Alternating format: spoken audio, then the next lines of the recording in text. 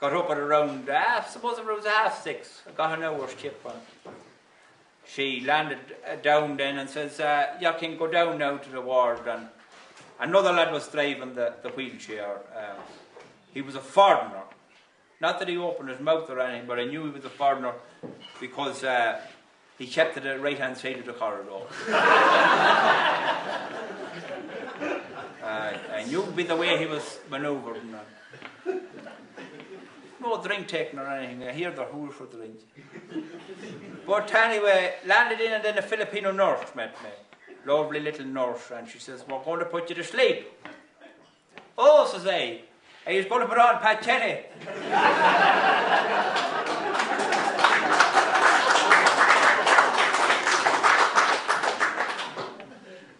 That is the dead hooer.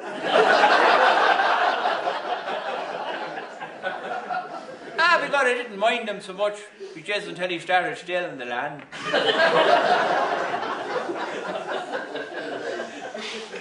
And it's not his, I wouldn't mind. And he doesn't have any stock, not that I know of now. How in the name of Jesus did he get his hands under the towel? The poor fella.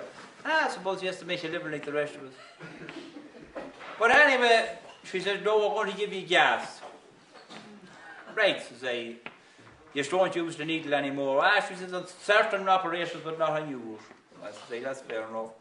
So she put on this mask and I took a few pulls out of it because I was staying for a fag. Wasn't as good as the fags, but at the same time I got drowsy in myself. And then in come Dr. Thornton then, you see. Oh, very straight man and a blue old uniform on him and a shower chap. And a couple of shower caps on the feet. Whatever in the name of Jesus he was doing with them on the feet, I didn't like to say anything. It wasn't my place to be questioning him. So, because he had a tea towel and he took out Cootermans. He had took out a spoon about a foot long, a teaspoon.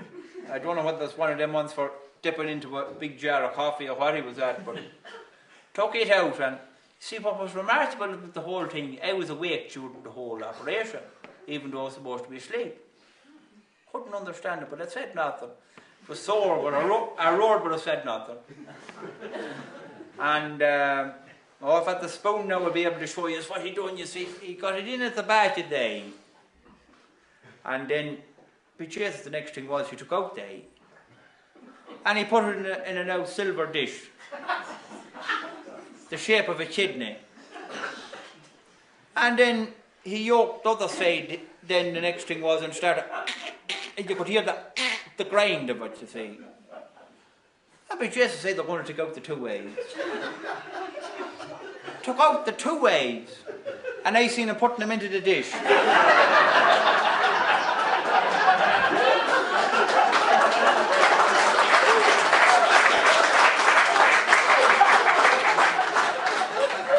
Well, God knows unless it was dreaming.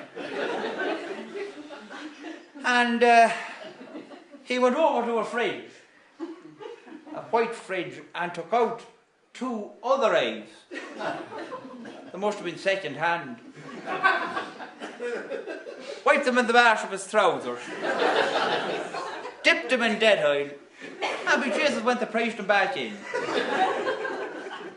Well, now my reckoning of the whole lot was that they were going to remove the Cadillacs. But you see, what happened was, it was too big of a job when he went to it. And he had the spares. And he says, we'll remove the whole unit and replace it. And that's what Jesus he did anyway. To put on two patches on my eyes then after that, I couldn't see a stain after that. And brought down to the ward then. I slept for a couple of hours. I was tired.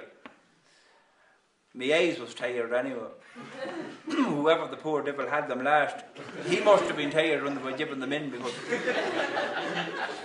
I was grand up under the eyes. The eyes was very tired in my head.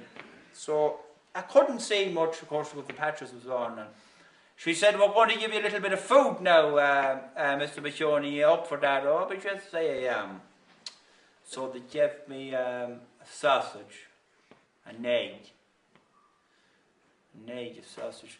A bit of rasher. Two bits of rasher. What do we see now? A sausage and egg. 2 bits of rasher. A bit of bread and wake tea. Jesus, the tea was hard waiting. Oh! I never seen waiter tea, I'd never seen a bag at all. Just pure blue water. Nothing worse than wake tea. Wake whiskey, maybe.